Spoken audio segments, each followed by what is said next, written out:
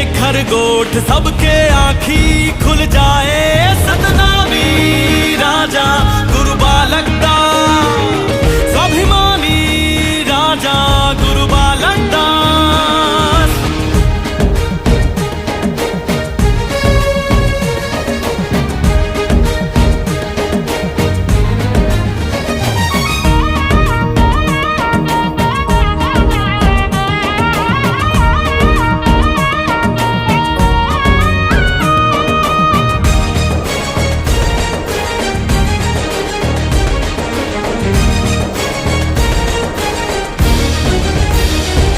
सतनामी बघवा सतनाम बर मार ही औ मर जाही, मार ही औ लड़ मर जाही।